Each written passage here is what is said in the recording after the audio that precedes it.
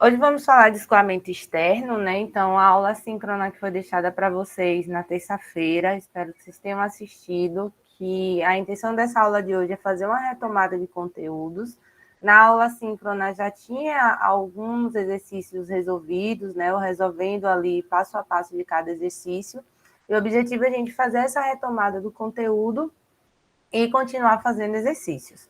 Então, a gente chega no nosso último conteúdo da unidade 3, né? Ele é um conteúdo que está mais condensado, porque quem for pegar algumas matérias mais específicas, mais para frente, que vai envolver escoamento externo, né? Vai pegar com mais afinco essa parte do conteúdo.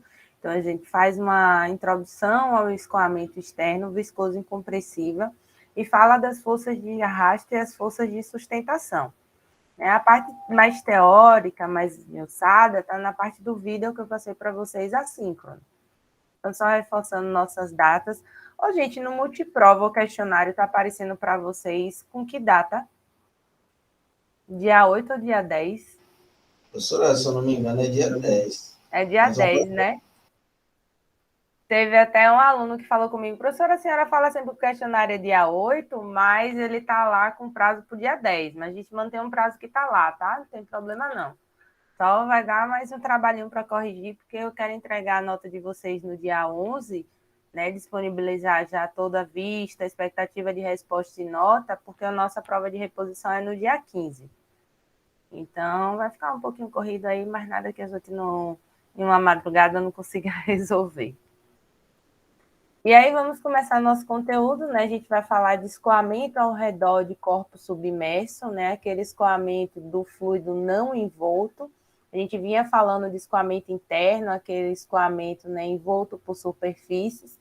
Agora vamos tratar do fluido escoando sobre uma superfície, esse fluido não limitado. Então, quando o corpo está submerso, vão surgir forças de interação, corpo-fluido, fluido-corpo. E a gente pode fazer duas considerações: o fluido em repouso e o corpo se movimentando através dessa massa fluida, né, como no caso do avião, submarino, no ar, na água, ou uma situação em que o corpo está imóvel e o fluido está escoando, né, como o vento soprando sobre uma ponte, o rio no pilar dessa ponte. Mas o que é importante é que, independente da situação 1 ou da situação 2, a gente vai fixar como referência o corpo e tratar como se o fluido estivesse escoando sobre ele. Esse é o nosso objetivo aqui dentro da fluidodinâmica. Então, a gente vai ter camada limite da mesma forma que a gente tinha para o escoamento interno, que vai provocar o arrasto. A gente vai ter também a formação de vórtices e de sustentação, a nossa força de sustentação. Então, a gente vai falar de força de arrasto, força de sustentação, testes que são feitos em túneis de vento, túneis hidrodinâmicos, que nos permitem encontrar esses coeficientes de sustentação e de arrasto. Está dando interferência meu microfone ou tem alguém com o microfone ligado? Eu acho que está dando interferência no meu, né? Vocês estão escutando um barulhinho? Não. Tô normal aqui. O meu tá... Fiuri também estava escutando? Eu estava escutando um barulhinho bem... Mas agora parou. Ou era foi interferência, não foi nenhum microfone, não. Foi alguma interferência. Parou para você também, Yuri? Beleza. Se voltar, é porque fica parecendo um retornozinho. Aí fica com fone aqui, fica bem intenso. E a gente tem esse arrasto da pressão, e o arrasto viscoso provocado sobre essa superfície, que vai depender da geometria do corpo e também do número de Reynolds. O número de Reynolds, como eu disse, a gente vai falar do número de Reynolds até o último dia de aula, até o nosso último dia de conteúdo. E estamos aqui hoje, no nosso último dia de conteúdo, falando do número de Reynolds. Ele segue sendo importante, tanto a geometria desse corpo quanto o número de Reynolds, para o arrasto de pressão e o arrasto viscoso. A gente vai ter a formação da camada limite, laminar ordenadamente, diferente da formação da camada limite desordenada para o regime turbulento. Esse fluido, como ele é viscoso, ele vai aderir à superfície daquele corpo e, com essa adesão, vai criar essa camada que vai movendo-se junto com a superfície. Então, observe que aqui a gente tem um fluido, então ele adere à superfície e cria essa camada aqui, né, como se a gente pudesse visualizar essas linhas de corrente do escoamento do fluido para um regime laminar, né? E observe que se eu aumento um pouco o número de Reynolds, no final desse corpo aqui, desse corpo robundo, a gente tem vórtex, a gente tem uma formação aqui turbulenta do escoamento do fluido. E antes a gente classificava o escoamento interno, o número de Reynolds, como laminar até 2.000, transiente de 2.000 a 4.000, e acima de 4.000, regime como turbulento. Já agora, quando a gente tiver um fluido, né, ilimitado, escoando, por exemplo, sobre uma placa, onde a gente tinha diâmetro, na fórmula de Reynolds, a gente vai substituir por comprimento, né, o comprimento dessa placa. Quando o fluido escoa sobre essa placa, a gente calcula o número de Reynolds, e esse número de Reynolds vai passar do laminar para o turbulento em um valor de 5 vezes 10 a 5.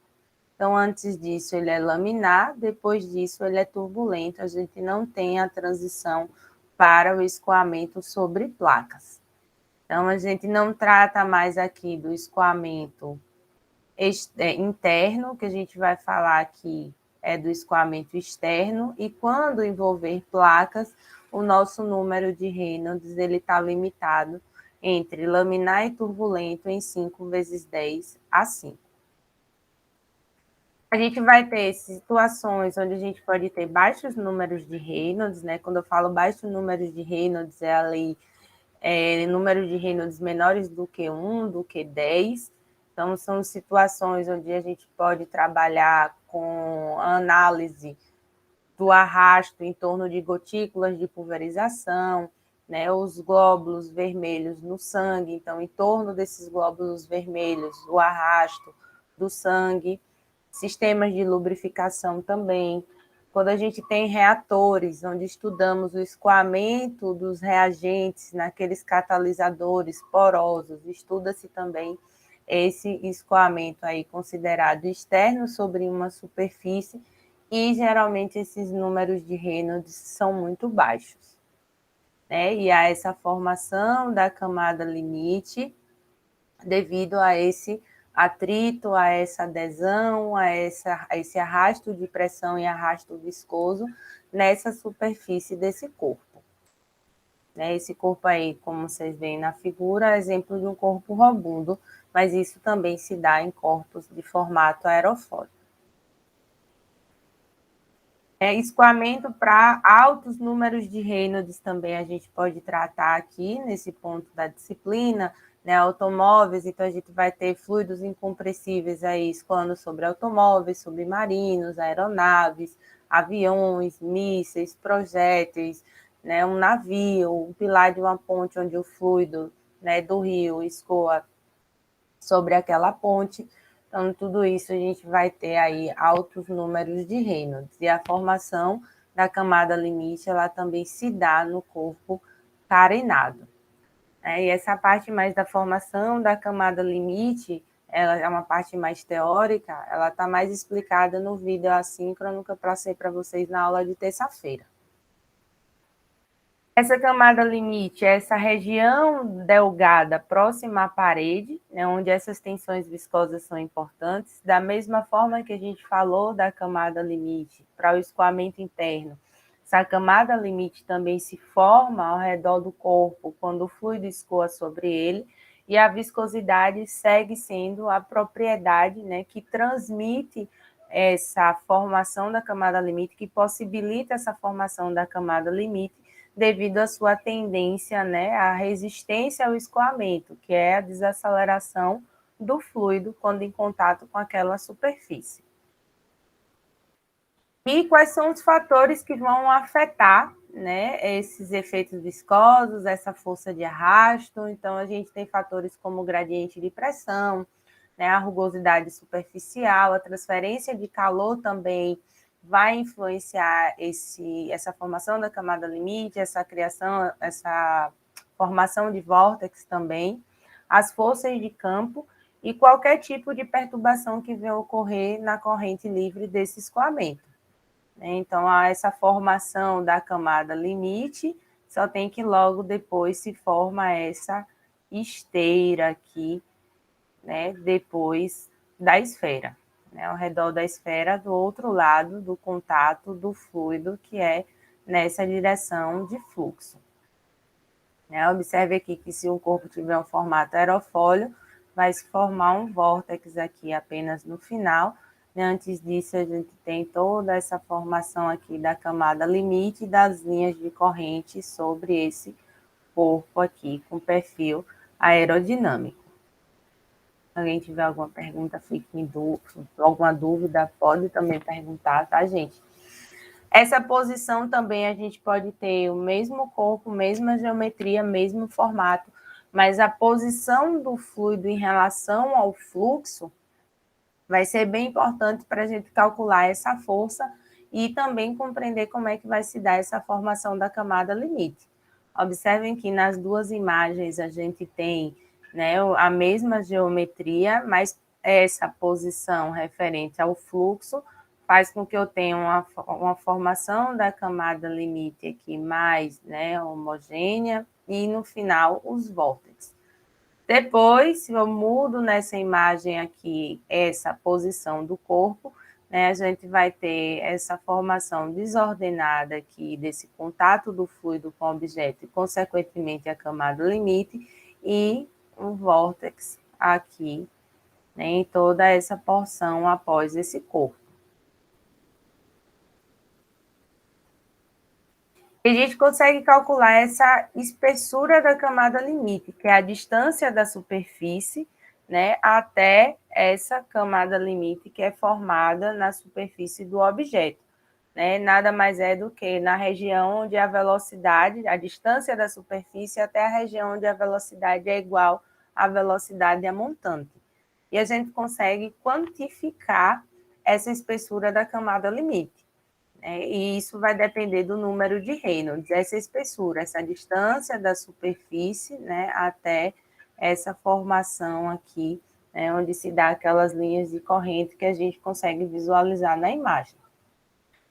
Se tratando de uma placa, né, a gente vai ter o Reynolds crítico aqui, que divide o regime do laminar por turbulento igual a 5 vezes 10 a 5, e para calcular essa espessura, a gente precisa conhecer o comprimento da placa e o número de Reynolds, tanto para o regime turbulento quanto para o regime laminar.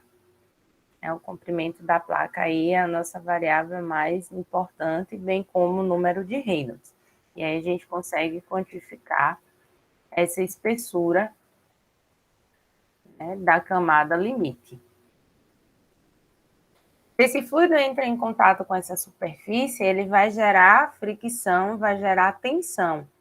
Então, é possível a gente calcular também esse coeficiente de tensão, né, ou a própria tensão, conhecendo a massa específica, a velocidade de escoamento do fluido, ou apenas o número de Reynolds. E a gente consegue quantificar essa tensão, esse coeficiente de tensão, a depender se o regime é laminar ou se o regime é turbulento.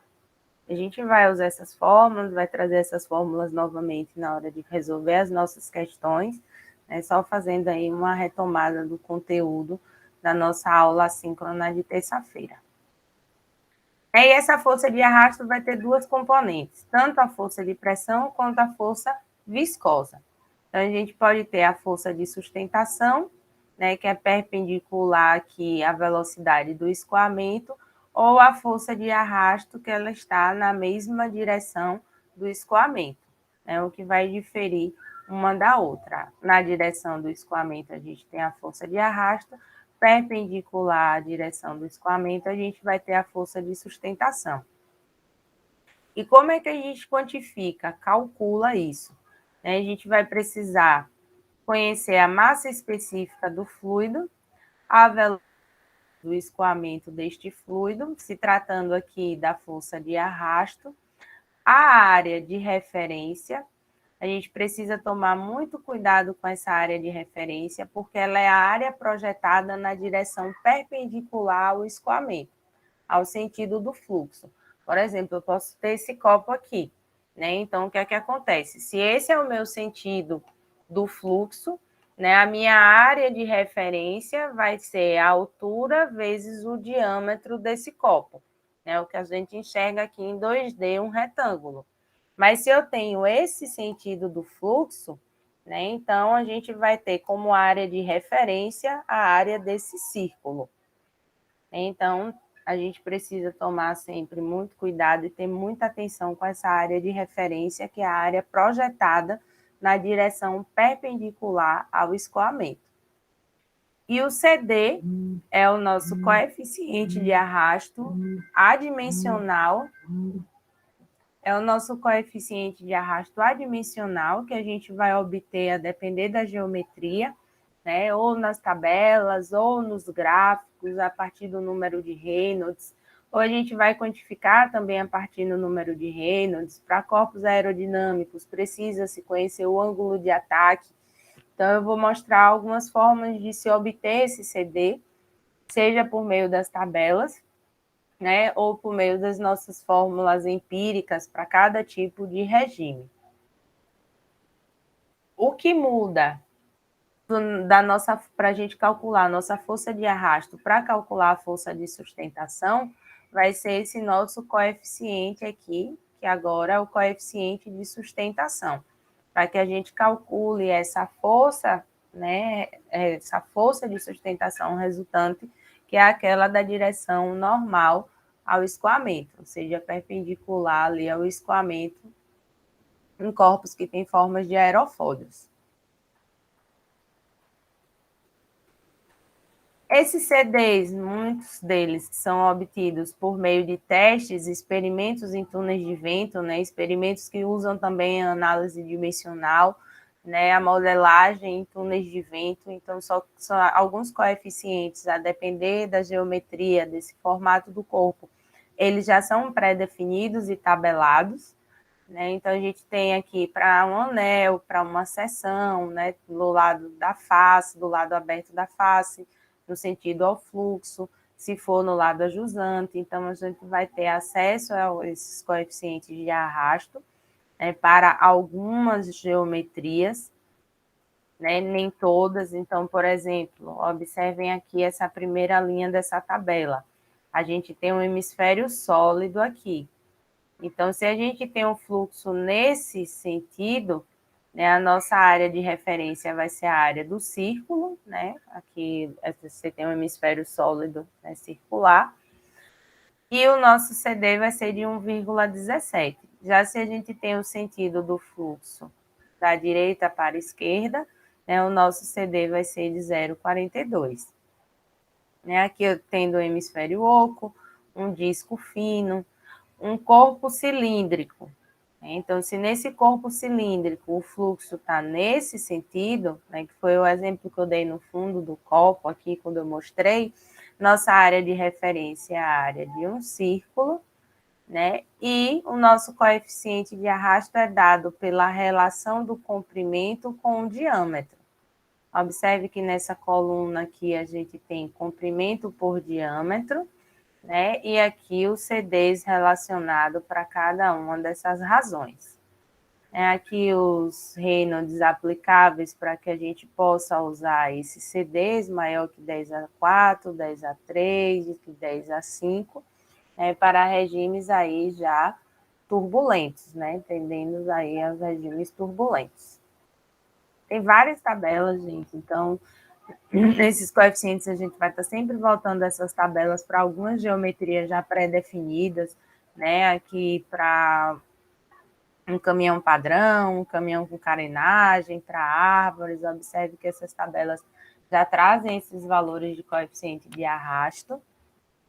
Né? E se tratando de uma placa, né, a gente está falando de algumas geometrias pré-definidas, mas se tratando de placa, a gente vai calcular esse CD, né, por meio do número de Reynolds. Existe, gente, vocês vão ver nos nossos livros de referência ao estudar, né, várias equações, assim como tinham as equações para calcular o fator de atrito.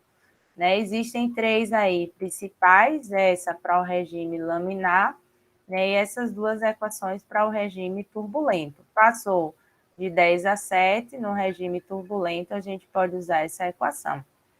Mas observem que todas elas dependem apenas do número de Reynolds. A gente calcula o nosso número de Reynolds e consegue calcular o coeficiente, que é uma variável adimensional.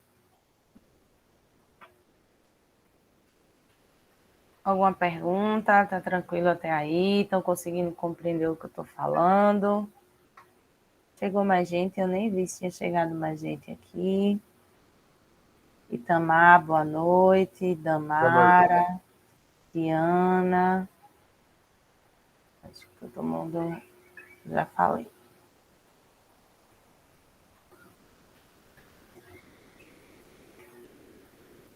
Tranquilo, vamos fazer um exercício? Vamos participar? Eu tive um medo tão grande agora, professora Ave Maria. De quê? A senhora deu um silêncio tranquila. Assustei, não foi? Pulei aqui da cadeira.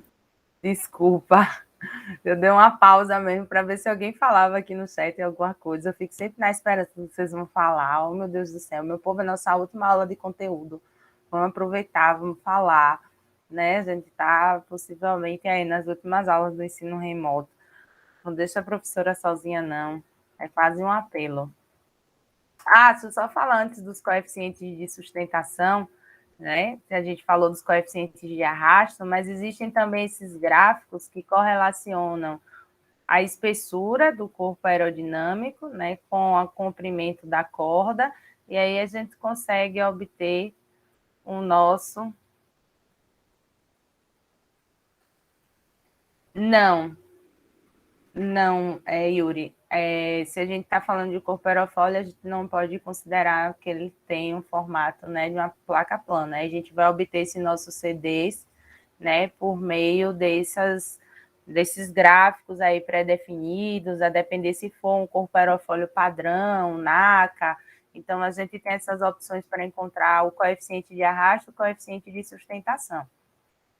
Nesse caso aqui, vai depender dessa relação da espessura do corpo com o comprimento de corda, que é de uma ponta a outra. Então, a gente consegue, se é para encontrar o arrasto total, então, essa relação deu 0,4. Então, a gente tem os CDs aqui desses corpos aerofólios. Como a gente obtém. No caso, por exemplo, eu tenho um corpo aerofólio e eu posso encontrar, por exemplo, no caso, um corpo aerodinâmico, e aí eu quero encontrar o CD ou o CL por meio do ângulo de ataque. O que é o ângulo de ataque? É quando o ângulo formado entre a corda, né, na direção da corda, e a velocidade, a direção do fluxo do fluido. Então, é formado esse ângulo que é chamado de ângulo de ataque, e a depender desse ângulo de ataque, a gente encontra tanto o coeficiente de sustentação quanto o coeficiente de arrasto. Para calcular, modelar essa força nesse corpo aí que tem um formato aerodinâmico.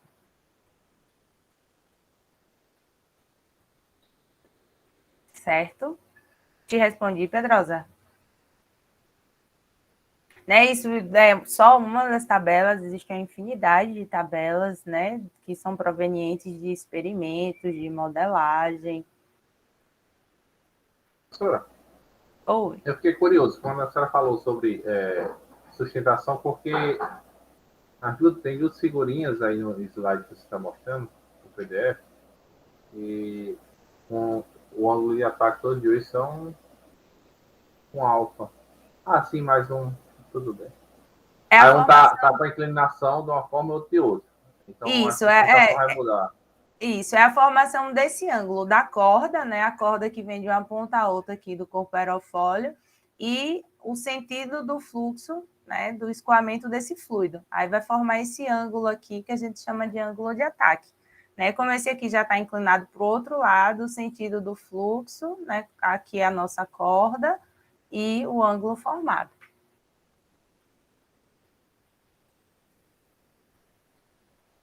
Melhorou, Itamar? Na verdade, eu pensei uma coisa, mas acho que eu estou enrolado. Fale, compartilhe. Não, é como é o mesmo ângulo, tipo, na minha cabeça, abaixo dessa, por exemplo, abaixo, esse primeiro ângulo que fica abaixo, digamos, do vetor velocidade, seria um tipo de ângulo. Sim. E acima seria outro, devido Não. ser outro Aqui é comportamento só para a diferente. gente...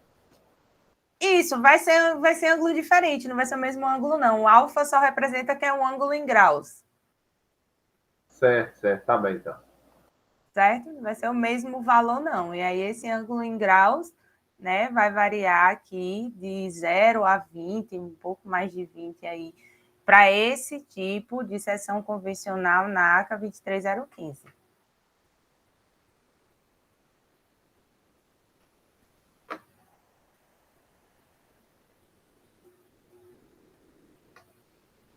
Vamos fazer um exercício. Vamos lá. Vamos todos juntos. Um painel de anúncio retangular de 2 metros de altura e 4 metros de largura. Olha aqui esse painel. Está preso a um bloco de concreto, né, retangular de 4 metros de comprimento e 0,15. Acho que era centímetro, não, deve ser 15 metros mesmo de largura, por 2 mastros. Então, tem 2 mastros aqui. Ele já dá o CD do mastro. E o mastro ele tem 5 centímetros de diâmetro e 4 metros de altura. Ele está exposto aí, essas setas indicam o sentido do fluxo. Ele está exposto a ventos aí de fluido com densidade de 1,3 kg por metro cúbico e viscosidade de 2,4 vezes 10 a menos 5 pascal vezes segundo. O anúncio deve resistir a ventos de 150 km por hora. Então, ele pede para que a gente calcule aí algumas coisas. A força de arrasto sobre o painel, a espessura da camada limite formada sobre essa placa, esse painel também, e a força de arrasto que age sobre o mastro.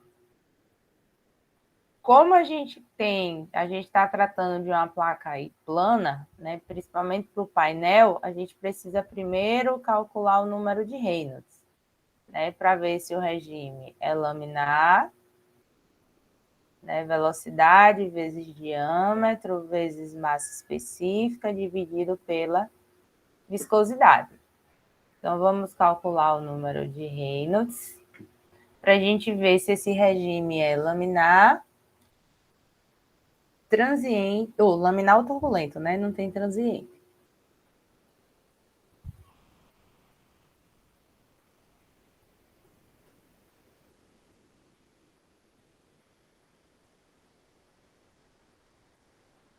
Velocidade de 150 km por hora. Né? No caso, o diâmetro vai ser o comprimento da placa.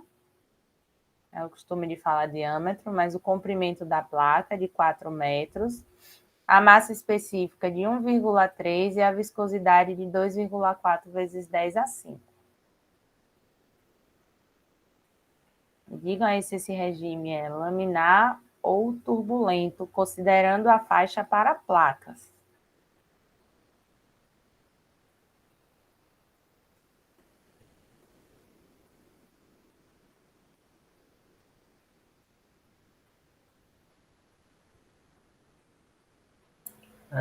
Laminar, eu acho. Deu 2.708. 2.000? Peraí, calma. Não é 5 centímetros, professora? Calma, Não, professora, não é não, o fácil, não. comprimento é de 4 metros. Ah, tá. Ó, Então foi isso. 150 dividido por 3,6, que é a velocidade, para a gente deixar em metros por segundo. 4 é o comprimento da placa, 1,3 a massa específica e aqui a viscosidade dinâmica.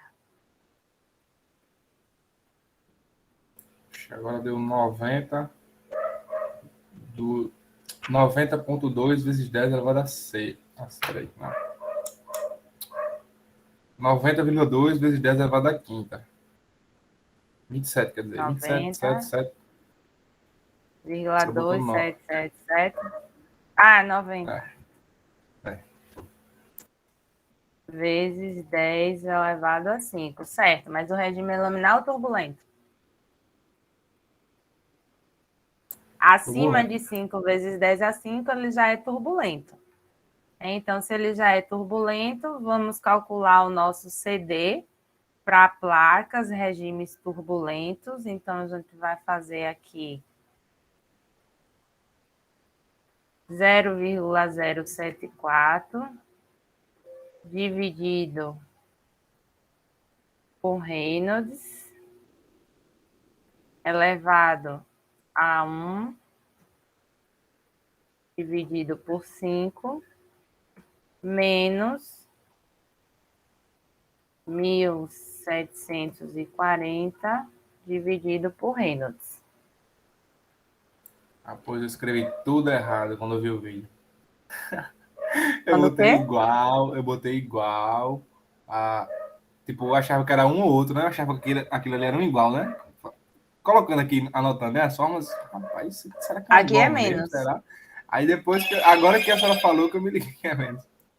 Não, esse aqui é menos, mas acho que você está confundindo com essa fórmula aqui, que era igual mesmo, Rafael. Se for com essa aqui, ó. Vou só voltar aqui nela. Acho que você está confundindo com essa aqui, que é do coeficiente de tensão. Espera aí que eu volto. Nessa daqui não, aqui é igual mesmo. Tá. Que Eu é vou dar uma igual, olhada aqui no igual. que eu Que a anotei. gente pode calcular tanto dessa forma quanto dessa coeficiente de tensão, de fricção, perdão.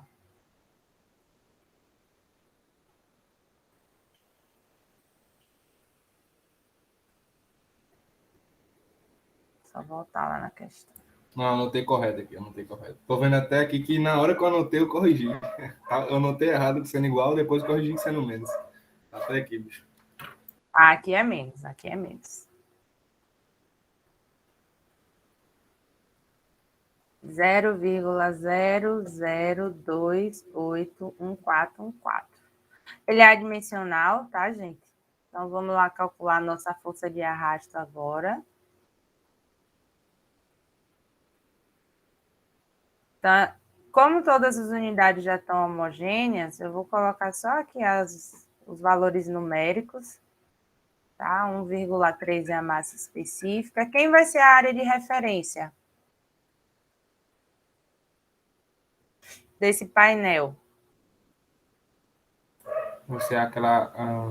Vezes Claro, quatro. lá em cima, 4 por É 2. só do painel, 4 por 2.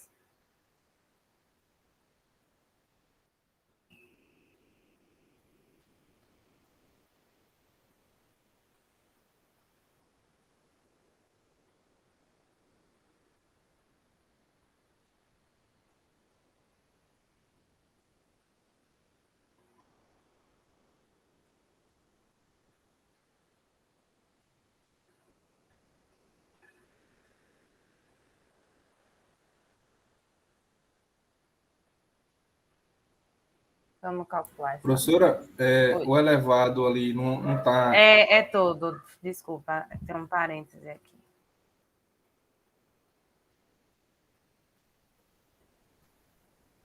Assim.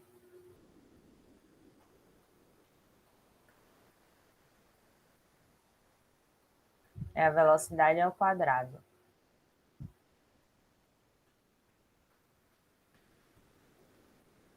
O meu deu 25,4054 newtons. Isso mesmo, a unidade em newton. Obrigada também, Pedrosa, José Silva, Tiana.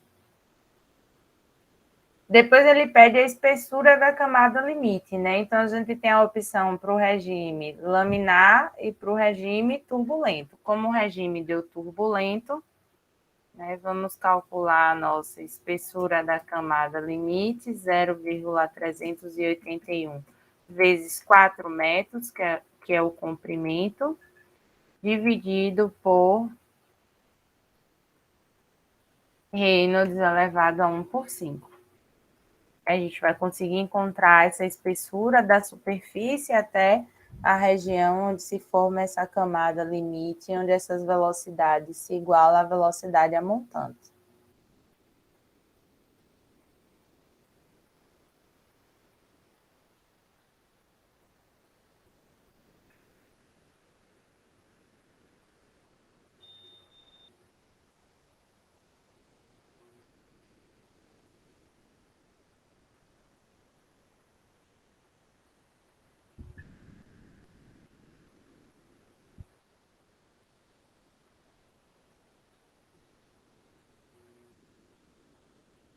Dá 0,015528. Eu acho que é isso. Né? 0.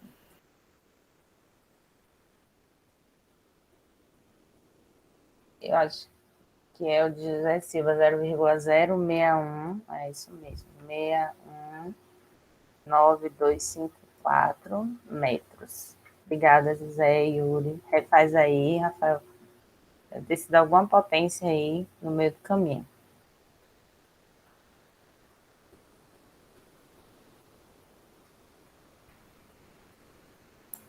Continua dando a mesma coisa, mas vou rever de novo aqui. O X é o comprimento da placa. Sim, 4 metros. Né? O X é o comprimento aqui de 4 metros. Né? Se o fluido está nesse sentido, ó, então o comprimento da placa aqui que ele escoa é de 4 metros. Se ele tivesse no sentido de cima para baixo o fluxo, né, a gente consideraria o comprimento de 2 metros, Pedrosa. Mas como ele está nesse sentido, o comprimento aqui no sentido do fluxo é de 4 metros. Não sei o que eu estou errando, não. Vou colocar em outro canto aqui para calcular, porque, meu Jesus, deu 4 vezes a mesma coisa. Né? Não tem cabimento, não. Parêntese.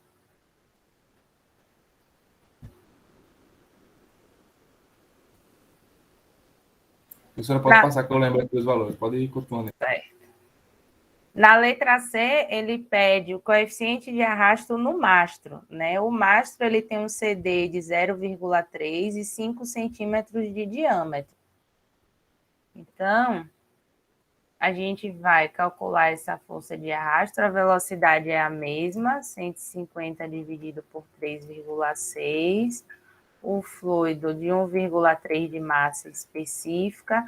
Quem vai ser essa área de referência, no caso desse mastro, que tem 5 centímetros de diâmetro e 4 metros de altura, sendo que o fluxo está nesse sentido.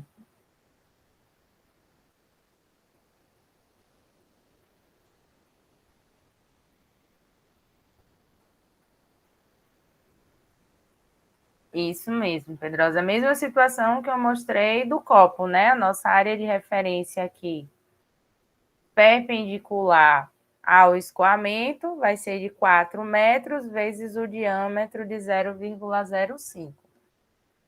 Então, essa área aqui de referência vai ser 4 metros vezes 0,05. E o CD já foi dado de 0,3. Então, a gente já consegue calcular essa força de arrasto.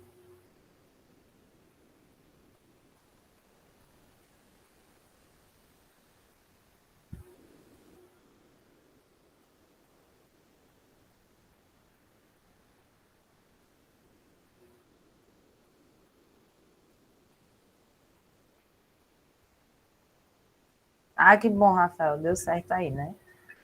Tem que estar certo aí, porque a espessura da camada limite, a gente só calcula ela, né? Mas um CD, por exemplo, um cálculo de CD aí, que é bem importante para calcular a força de arrasto. Professor? Oi? Agora me bateu uma dúvida com relação à área de referência no caso da placa, porque na hora eu entendi que o fluxo estava num sentido, mas agora é outro. Porque eu achei que o fluxo era perpendicular à placa, mas não é, não? Na verdade, a placa está aqui, nessa plaquinha, o fluxo está passando nesse sentido. Tá tipo tangenciando, então. Está tangenciando, passando sobre a placa. Né? Aí a gente tem aqui o pilar embaixo dela e o fluxo nesse sentido também que está, né, tangenciando esse pilar, mas ela passa, então, ele faz isso daqui. Não, ainda no mesmo, é a área perpendicular à velocidade, não é isso? Só tem como você tem uma placa, né, essa espessura aí, ela não vai, o fluido ela vai passar sobre a placa. Sobre, então, que eu diga, a área de referência é a área perpendicular à velocidade. perpendicular à velocidade.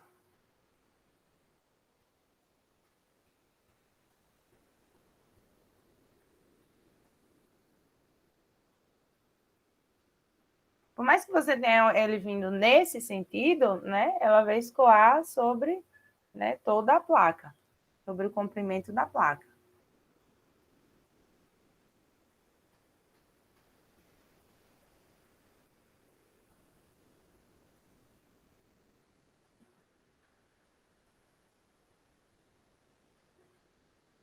Obrigada, José. Então, a força de arrasto sobre o mastro é de 67,70, né, 71 aí aproximadamente, newtons.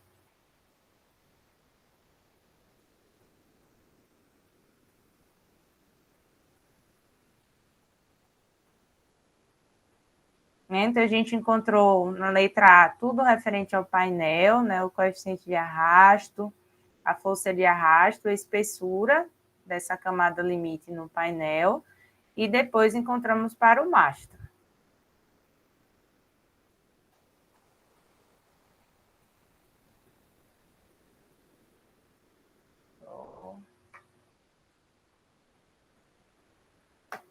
Pergunta, gente? Fique à vontade, nem perguntei se tinha mais alguma pergunta.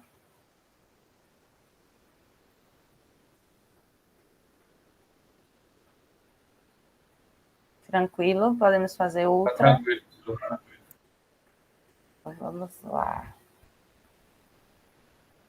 Gente, voltou tudo de novo.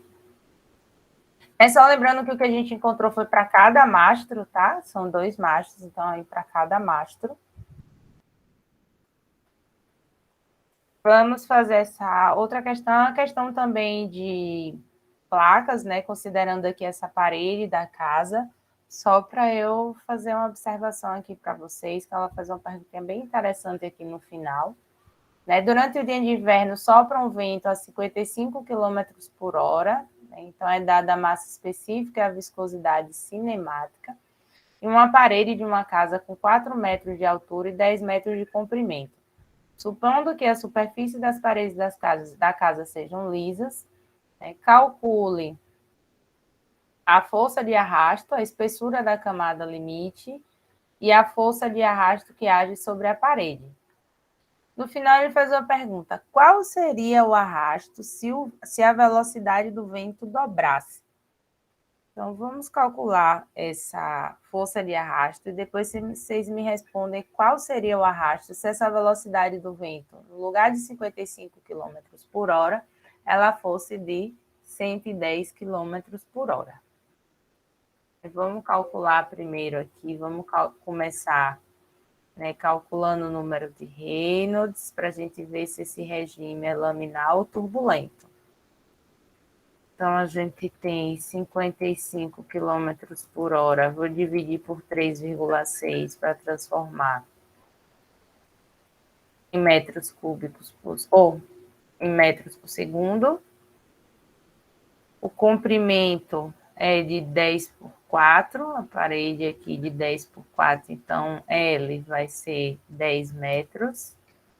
E a viscosidade cinemática foi dada de 1,382 vezes 10 a menos 5.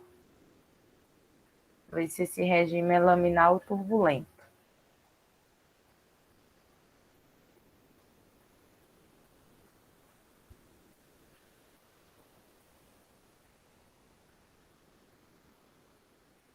Faltou a densidade? É que ele deu a viscosidade cinemática. A viscosidade é cinemática, metro quadrado por segundo. Sempre se atentem para isso na hora de calcular o número de Reynolds.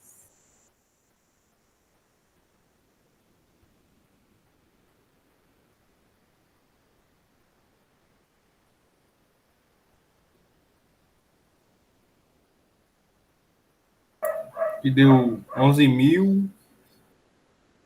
Eita. Será? 11.000. Ah, meu Deus. Vai falando o número. 11.054.301,96. É Só 8,31, isso. professor. 8,31. Só ali, ó. 11.054.831,96655. Pronto. Pronto, obrigada também, Tiana, que colocou. Show, regime turbulento, né? Super turbulento, a gente tem aí 1, 2, 3, 4, 5, 6, 7, 1,1 vezes 10 dá 7. Então, vamos para calcular, né, tanto a espessura quanto o CD, vamos usar aí para o regime turbulento, né, para número de Reynolds aí elevadíssimos. Então, vamos calcular nossa espessura, a camada limite.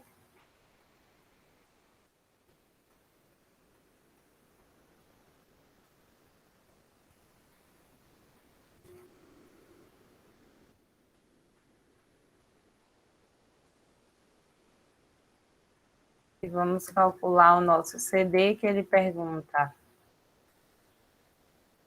sobre a força de arrasto, o que é que acontece quando a gente dobra essa velocidade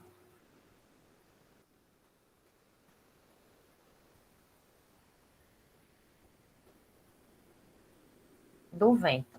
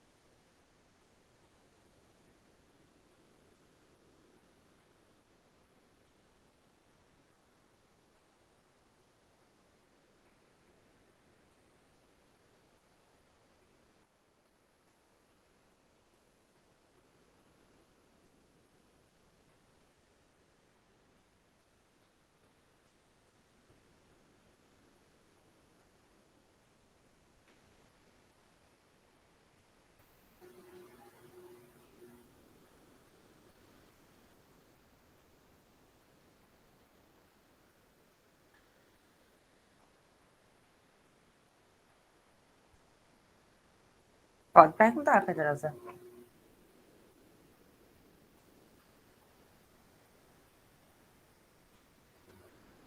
Não, tô calma, fique à vontade. Pode formular aí, que eu tô aqui, tô lendo, tô de olho aqui no chat, pelo celular.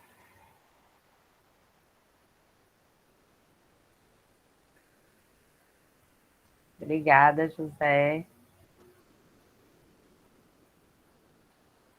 E a espessura? Falta a espessura também da camada limite. Eu calculei aqui, não sei se deu certo, se eu acertei, mas deu 0,14863. Certinho, Itamar. 0, dá 14 centímetros, 14 o quê? 14,866. Aí tem mais casos decimais. Tranquilo.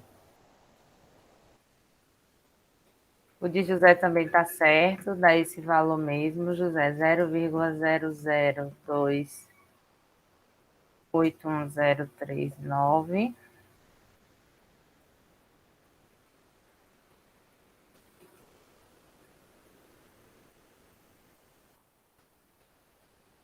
Então, substituindo aqui o nosso CD, a gente calcula a nossa força de arrasto.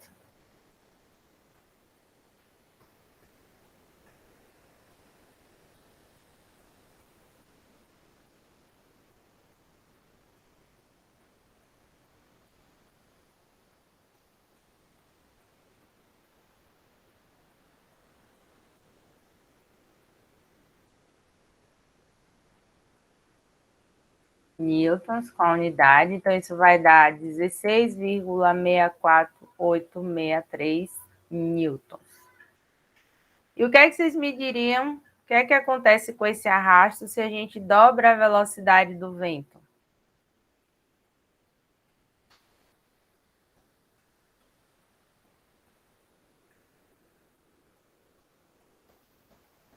Eu acho que vai quadriplicar.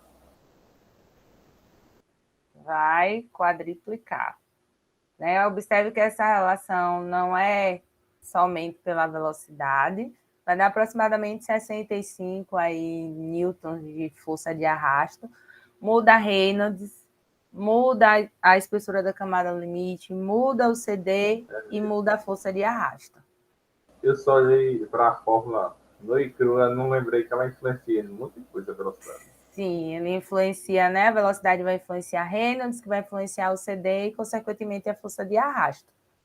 Então, quando a gente calcula aí, vou deixar para exercício pós-aula, vocês calcularem com a força ou com a velocidade dobrada, vocês vão ver que a velocidade, o OFD vai dar aproximadamente aí 65, 66 newtons. Certo? Então, lembra da mesma forma, se a gente mudasse a rugosidade do conduto, né, mudava o fator de atrito, a perda, então essas relações elas não vão depender apenas de uma variável, da velocidade. Da mesma forma que se a gente muda a temperatura... Eita, Pedrosa caprichou. Peraí, Pedrosa, que eu vou precisar dar uma pausa aqui para ler. E aí ela depende, da mesma forma que a gente muda a temperatura, vai mudar também a massa específica, né? E fazer toda essa alteração na força de arrasto. Agora deixa eu ler aqui o texto de Pedrosa. Certo.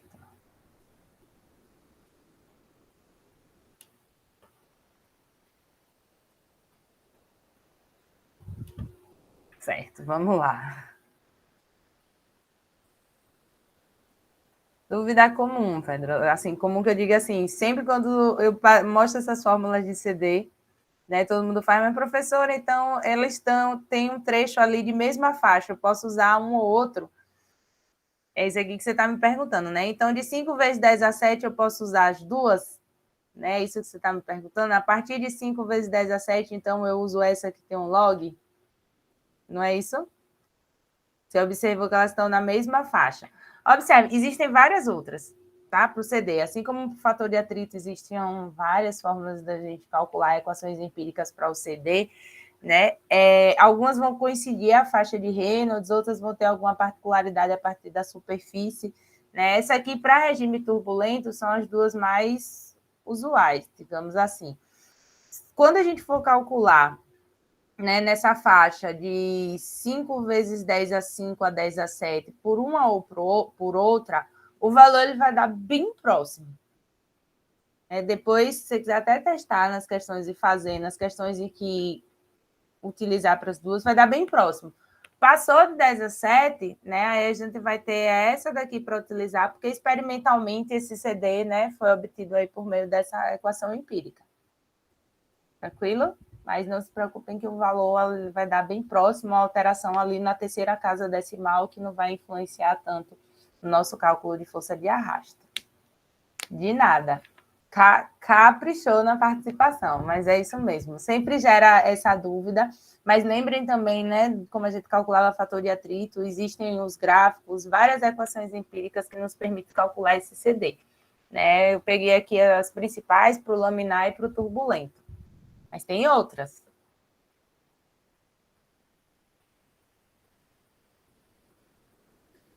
Tranquilo. E obrigada por perguntar. Foi bom também eu trazer esse esclarecimento aqui. Né? Que depois, estudando, vocês podem fazer essa observação. E fazer isso aqui foi interessante. Muito interessante. Gostando da participação de vocês hoje. Só... Tem que puxar mais a orelha. Se soubesse, tinha puxado mais a orelha de vocês. Para uma esfera ou um cilindro, lembra que eu falei que a gente podia ter baixos números de Reynolds? Então, quando a gente trata de uma esfera ou de um cilindro, para baixíssimos números de Reynolds, o CD ele pode ser obtido aí facilmente fazendo 24 dividido pelo número de Reynolds. Então, isso também, pessoal, somente é para Reynolds menores do que 1, entre 0 e 1, né? A gente não tem Reynolds negativo, entre 0 e 1. O CD ele pode ser obtido para esfera ou cilindros lisos, né? 24 dividido pelo número de Reynolds. E se ele for, né, maior do que 1, a gente pode ainda usar esse gráfico, onde essa linha pontilhada é para cilindro liso e essa linha contínua é para a esfera lisa. E a depender do número de Reynolds, né, a gente vem aqui e encontra a nossa curva para a esfera lisa, na esquerda vai estar o CD. Né? Aqui, para o cilindro liso, aqui vai estar o CD. Então, essa azul também aqui representa 1, aqui para uma esfera lisa, e aqui vai estar o CD, onde a gente vai encontrar aí um CD aproximado para calcular essa força de arrasto. A área de referência de uma esfera, né, perpendicular a esse escoamento aí, vai ser de um círculo, de um cilindro, como a gente fez o do pilar, vai ser o diâmetro vezes o comprimento.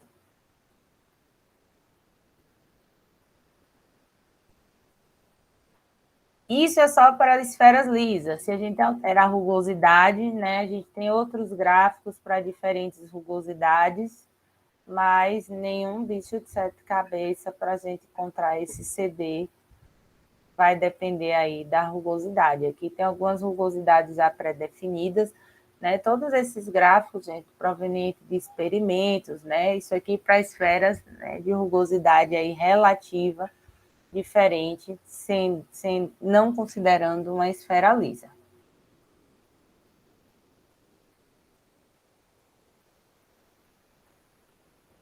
Vamos fazer esse exemplo. Dá para a gente fazer ainda mais os 2 exemplos antes da gente terminar.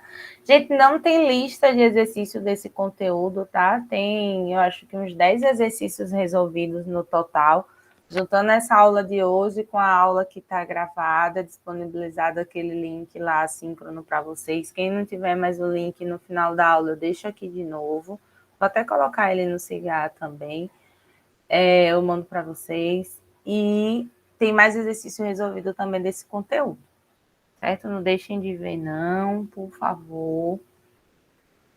Aqui é uma introduçãozinha falando sobre a fluidodinâmica, né? Um submarino pode ser considerado um elipsoide, né, como corpo quase cilíndrico, com diâmetro de 5 metros e um comprimento de 25 metros. Por meio da tabela abaixo, é possível encontrar o seu coeficiente de arrasto. Usando os conceitos da fluidodinâmica, determine a potência necessária para que o submarino navegue horizontalmente a uma velocidade constante de 40 km por hora na água do mar, cuja densidade é de 1.025 kg por metro cúbico. Ele fala aqui que é para um regime turbulento, né? Então, essa tabela aqui nos permite encontrar o CD para o regime tanto laminar quanto turbulento. Mas antes a gente precisa encontrar a relação do comprimento pelo diâmetro, né? L por D. Ele deu que o comprimento é de 25 metros, o diâmetro é de 5 metros.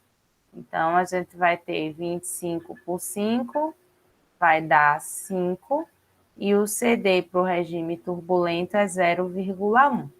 Então, a gente, quando não tratar de uma placa plana, e trabalhar com aquelas 3 equações, esses CDs, eles podem estar pré-determinados, como nessa tabela, como nas tabelas que eu mostrei anteriormente, ou a gente vai obter para uma esfera ou um cilindro liso, usando os gráficos que eu mostrei também agora, logo antes desse slide.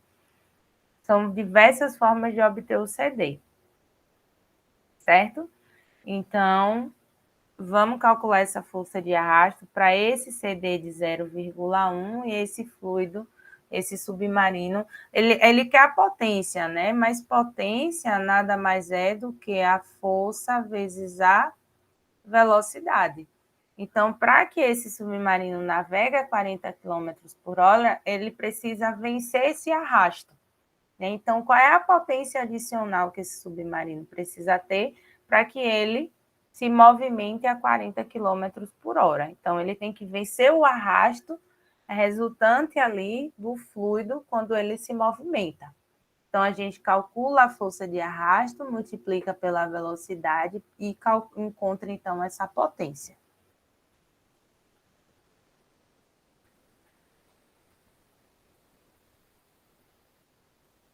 Vamos lá, a gente já sabe. Vocês entenderam essa relação aqui, usando essa tabela? Existem tabelas para diferentes geometrias.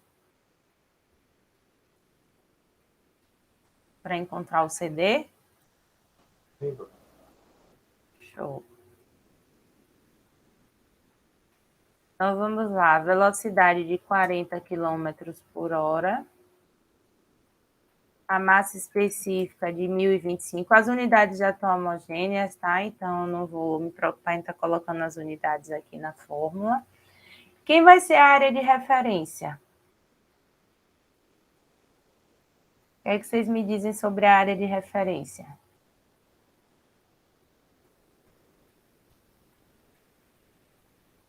É como se fosse pegasse o diâmetro, fizesse um círculo central. Isso. Isso. Pense aqui, né? Lembra eu adoro o BIC, então eu só uso o BIC. Olha esse bocal aqui do BIC. Né? O que a gente vai enxergar como área de referência vai ser a área desse círculo com esse maior diâmetro aqui, que é o diâmetro onde entra a caneta. Então, a área de referência vai ser πd ao quadrado sobre 4 a área do círculo.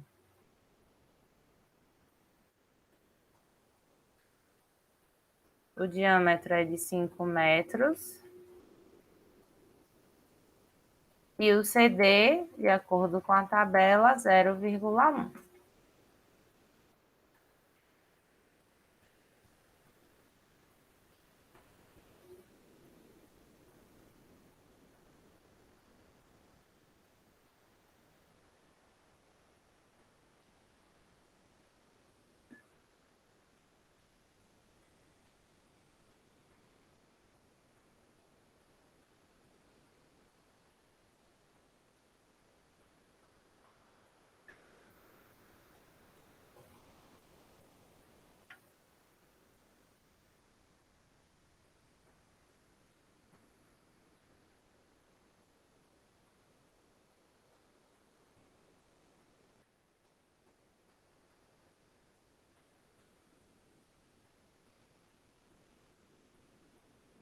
Não tinha como esperar um valor de força de arrasto pequeno. A gente está falando aí de um submarino, né, de 25 metros com 5 de diâmetro.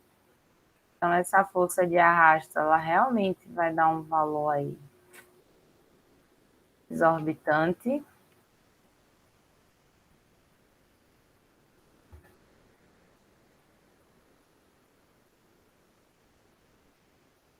Consequentemente, nossa potência também.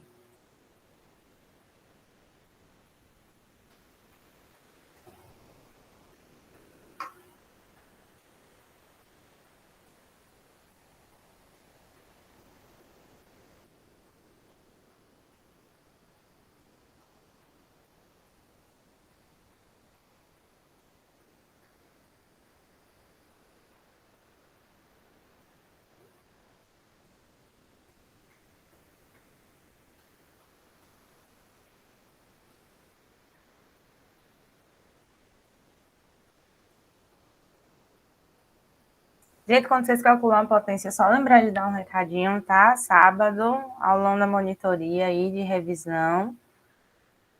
Dia 5, das 15 às 16h20, uma aula também para tirar dúvida, apareçam, né? Vai tratar dos conteúdos da unidade 3, então não deixem de estar presentes, quem puder. Sempre é um reforço aí, sábado, antes da nossa prova, que já é de hoje a 8. Obrigada, Yuri, Tiana e José. Vou botar em megawatts, tá? A unidade, potência, watts. 1,38 megawatts vai ser a potência necessária para que esse submarino trafegue a 40 quilômetros por hora.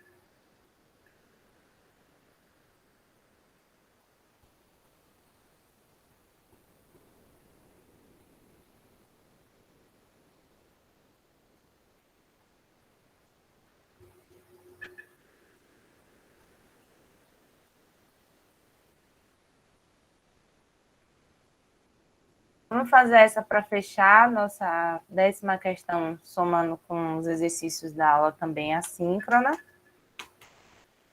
Um anemômetro utilizado para medir a velocidade do vento consiste em 2 semisferas ocas, onde ele dá o CD aqui para cada semisfera, ou o sentido do fluxo do vento.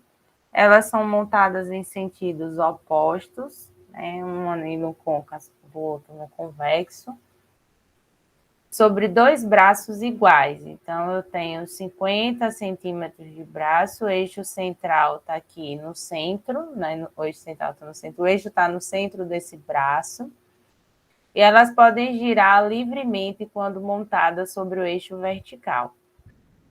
Determine a força de arrasto sobre as esferas para um vento com a velocidade de 36 km por hora em um ar de massa específica de 1 kg por metro cúbico.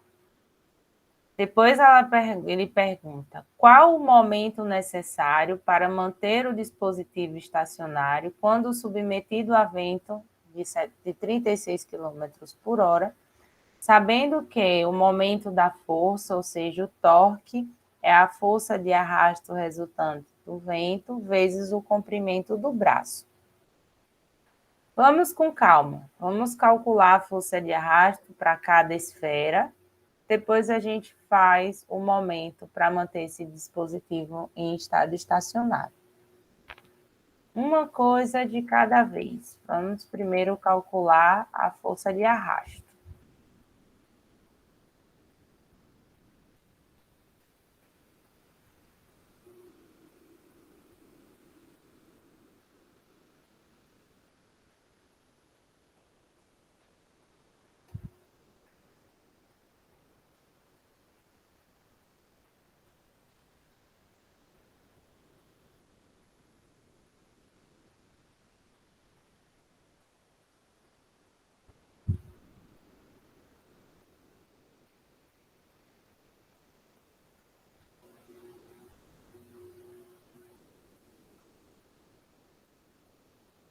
Da esfera 1 e da esfera 2.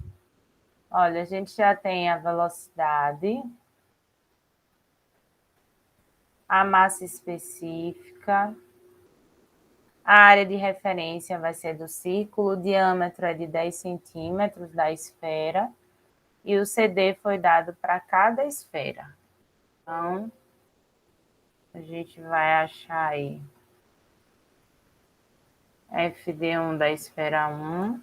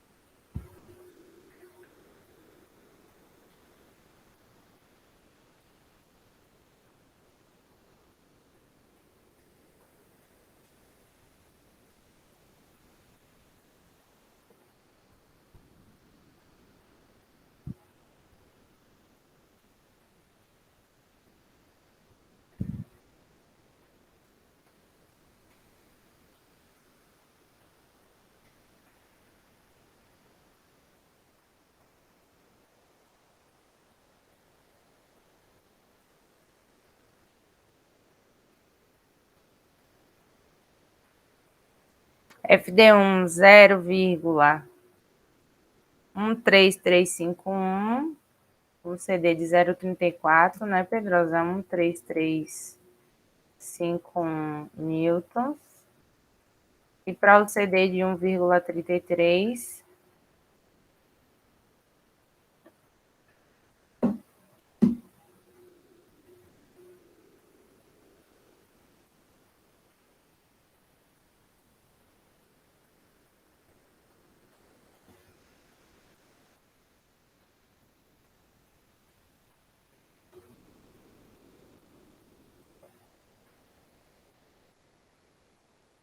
nossa, enxergamos 5 vezes esse número 2 aqui. Ô, cegueta. Já encontramos o CD. Ele pede o momento necessário para manter o dispositivo estacionário. Então, o momento vai ser força vezes o comprimento do braço. Então, a gente vai fazer FD1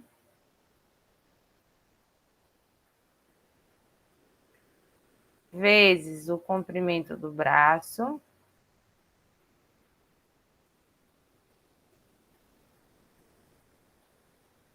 menos FD2 vezes o comprimento do braço vai ser igual ao momento, né? Um menos o outro teria que dar zero. Então, o momento para que ele esteja em estado estacionário, a gente vai obter multiplicando a força vezes o deslocamento para cada uma das esferas, né? E subtraindo para encontrar qual é esse momento necessário para que o dispositivo esteja em repouso.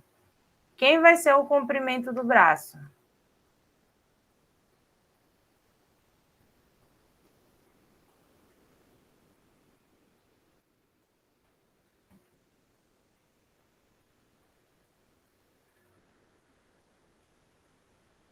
Eu só vou trocar para não ficar negativo.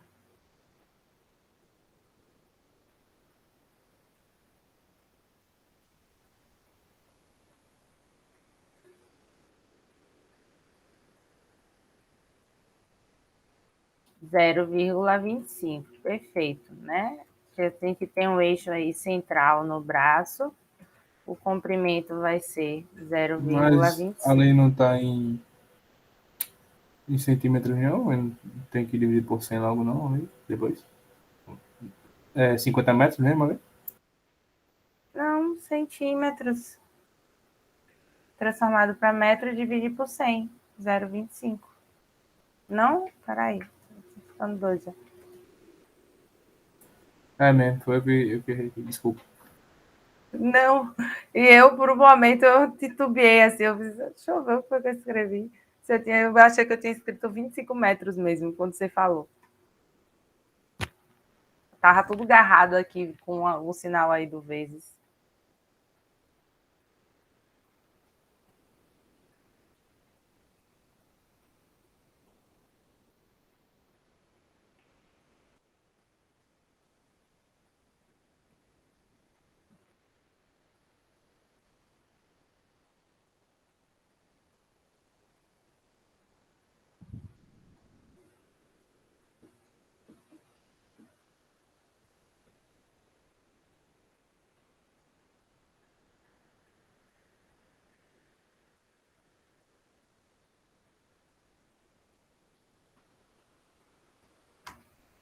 Quanto deu o momento?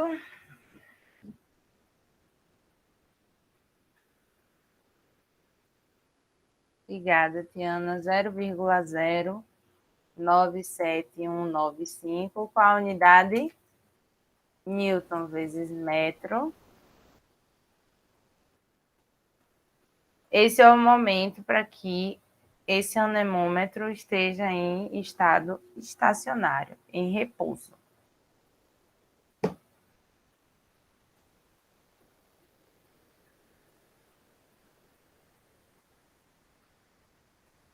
Perguntas, dúvidas?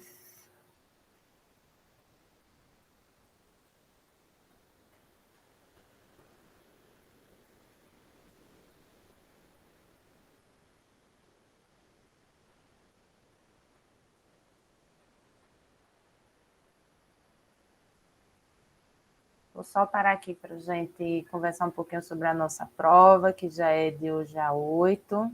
Não saiam, peraí que eu vou passar a lista de presença, só vou interromper a gravação antes de me despedir.